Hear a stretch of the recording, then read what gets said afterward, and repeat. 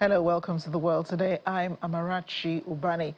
We begin in Venezuela, which has declared a state of emergency after two powerful earthquakes struck the country overnight, killing at least 164 people and injuring more than 700 others. Acting President Delcy Rodriguez confirmed that the worst affected area is La Guera, north of Caracas, where dozens of buildings have reportedly collapsed. According to the United States Geological Survey, two powerful earthquakes struck northern Venezuela within seconds of each other. A magnitude of 7.2 tremor followed out by a stronger magnitude 7.5 quake. In the meantime, emergency authorities have deployed specialized search and rescue teams to sift through the rubble of collapsed buildings while urging residents to remain indoors as strong aftershocks continue to shake the region.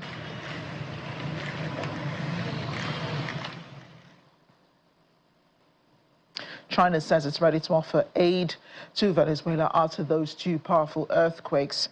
Separately, the Chinese Foreign Ministry has urged the U.S. to respect the One China policy after reports suggest the Chinese diplomatic missions had advised government agencies and private companies to discourage ties with Taiwan. The spokesperson criticized the U.S., France, the United Kingdom and Germany after the four countries issued a joint statement expressing concern over Chinese Coast Guard patrols off Taiwan's east coast on Wednesday. Beijing says Taiwan is part of its territory under the One China principle. Taiwan has rejected Beijing's sovereignty claim, while it has yet formally declared its independence.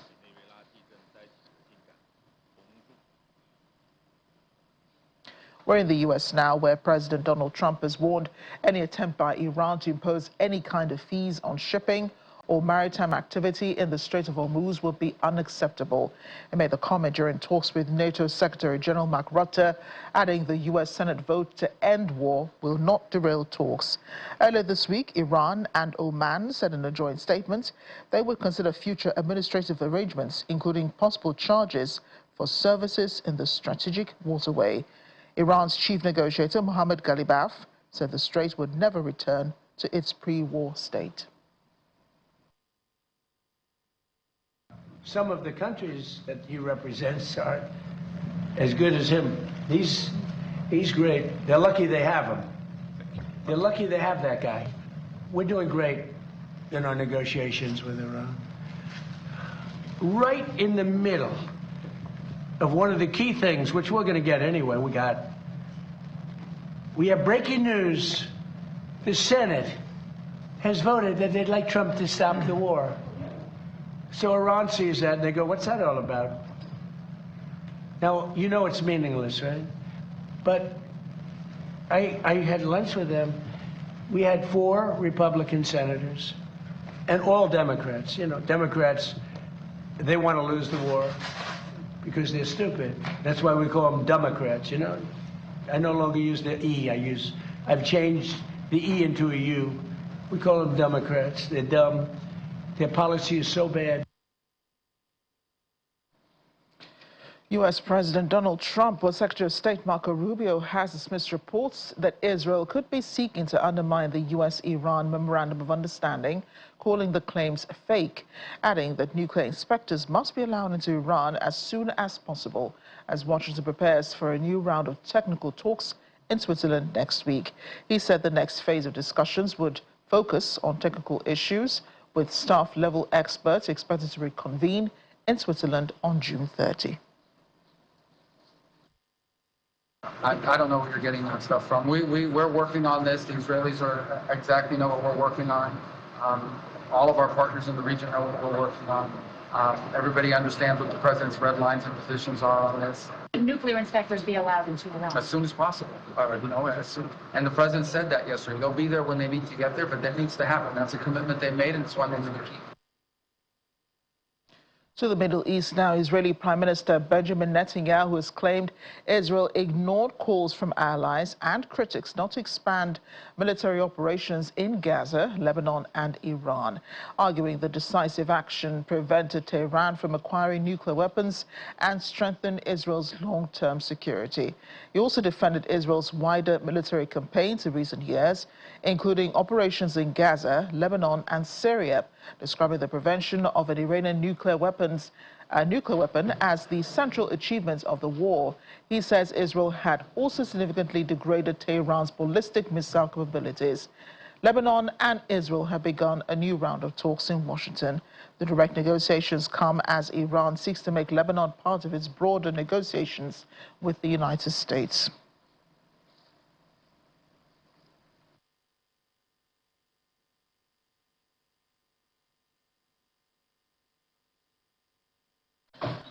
To the UK now, Prime Minister or outgoing Prime Minister Keir Starmer has called for tougher sanctions on Russia and increased military support for Ukraine. Despite stepping down from his role earlier this week, Mr. Starmer made the call at the E5 meeting in Berlin, stressing that prioritizing regional security should be the top item on the agenda at the upcoming NATO summit. The British Prime Minister also noted that the modernization of European defense must be fueled by a generational shift in European industrial cooperation. The NATO summit is scheduled to take place in Ankara from July 7th to the 8th. Last week, the G7, and thank you again, Emmanuel, for hosting a successful G7, where we pledged our unwavering support to Ukraine. And we've been able to echo that here today, our determination to capitalise on Ukraine's newfound momentum. They are increasingly able to push Russia back on the battlefield. That's been the story very much of this year. And there are clear signs that as Russia loses mount and their economy struggles, the mood in Moscow is turning against Putin's war. So this is a really important moment to ramp up the pressure on their economy with more sanctions and providing Ukraine with more military support. We are committed to driving this forward, and that this should be the first item on the agenda at the NATO summit in a couple of weeks' time. Every June 25, the world observes World Vitiligo Day, a global awareness campaign dedicated to people living with vitiligo, a chronic skin condition that causes patches of skin to lose their pigment. The day aims to raise awareness about the condition, combat stigma and discrimination, and promotes greater acceptance of those affected. Health experts say vitiligo is not contagious and can affect people of all ages, genders, and ethnic backgrounds. This year's theme calls for greater understanding, acceptance, and support for people living with vitiligo, while challenging misconceptions and promoting inclusion. Vitiligo is a chronic condition characterized by the loss of skin pigment, resulting in white patches on the skin. It affects approximately 1% of the global population, with an estimated 100 million people living with the condition worldwide. Although vitiligo is neither contagious nor life-threatening, it can have a significant psychological and social impact due to misconceptions and stigma. Another batch of Nigerian returnees has arrived from South Africa as the federal government continues its evacuation program for citizens in South Africa. 66 returnees landed at the Muslim Mohammed International Airport in Lagos on Wednesday night, bringing the total number of evacuated so far to 324. The first batch of 258 came in earlier this month. The latest evacuation, approved by President Bola Tinubu, was facilitated by Value Jet with support from Nigerian diplomatic officials in South Africa.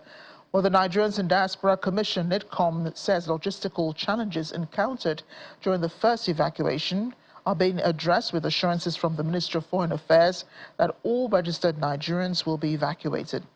As part of reintegration efforts, returnees will receive support packages from government agencies, from corporate organizations and private donors.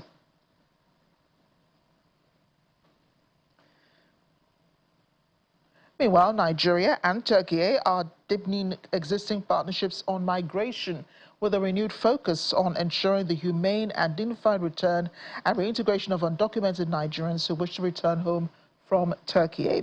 Both countries reaffirmed their commitment during a high-level courtesy visit to Nigeria, to the Nigerians in Diaspora Commission's headquarters in Abuja, by a delegation from Turkey's Presidency of Migration Management, led by the head of Deportation Departments for Removal Affairs, Hunka Ibn. The meeting focused on strengthening cooperation and advancing plans to formalize the process through a memorandum of understanding with Nigeria's Ministry of Foreign Affairs. The delegation reiterated that its engagement with Nigerian authorities is aimed at promoting orderly migration and creating a framework that supports legal migration pathways while providing opportunities for migrants willing to voluntarily return and reintegrate into society. NIDCOM chairman Abike Dabiri-Erewa pledged the Commission's full cooperation, stressing that NIDCOM would intensify awareness campaigns to ensure Nigerians living irregularly and without documentation in Turkey are informed about the voluntary return program and encouraged to take advantage of it.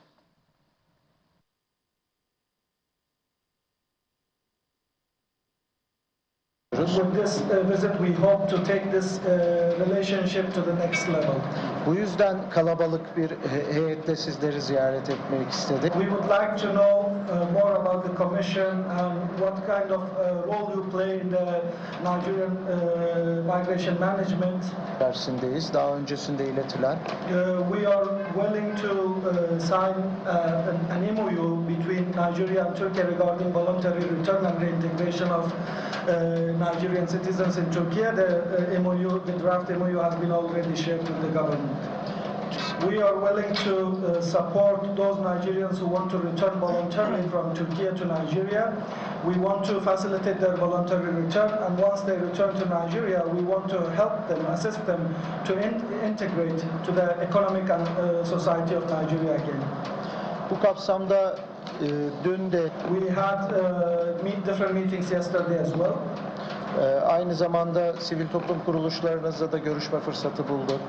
We are also meeting with the civil society organizations in Abuja.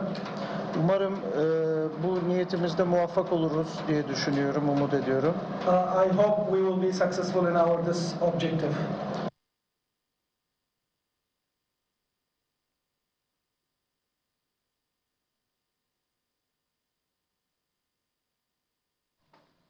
Well, in Kenya, police have sealed off major roads leading into central Nairobi ahead of a planned protest nationwide, marking 2 years since deadly Gen Z-led anti-government demonstrations.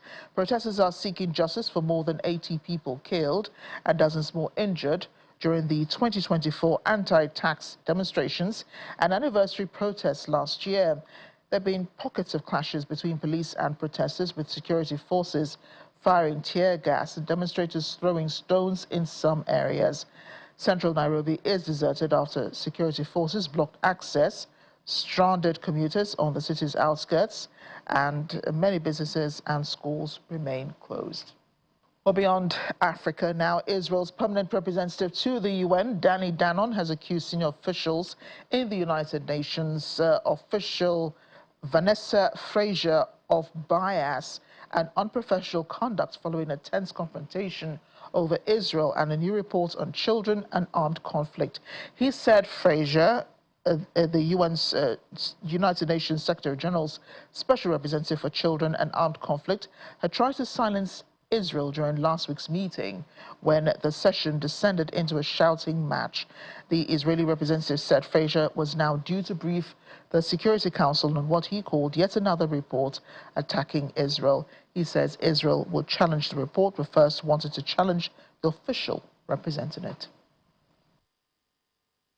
You all saw what happened here last week.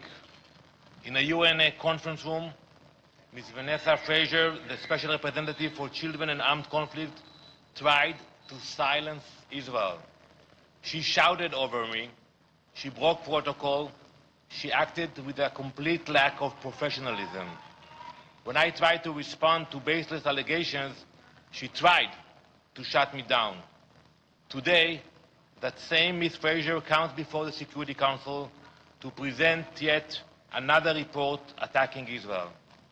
A report filled with serious allegations, a report we will answer, a report we will expose. But before we address the credibility of this report, we need to address the credibility of the person presenting it today. Because Ms. Vanessa Fraser is not an impartial observer. She is not just an official with bad judgment. She represents a deeper moral failure at the UN, where bias against Israel is excused, rewarded, and dressed up as human rights. She is an anti-Israel activist wearing the badge of a UN official. The Israeli representative at the United Nations, Danny Danon. An Indian artist in Kerala's Valanchery has turned coconut leaf midriffs and cardboard into a handmade model of the FIFA World Cup trophy. How creative. He has been using discarded materials to create a tribute to football's most coveted prize.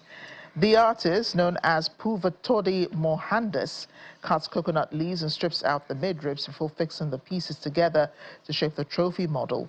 His other works include portraits of Indian leaders and a book-shaped design featuring India's state emblem and the national motto, "Truth Alone Triumphs."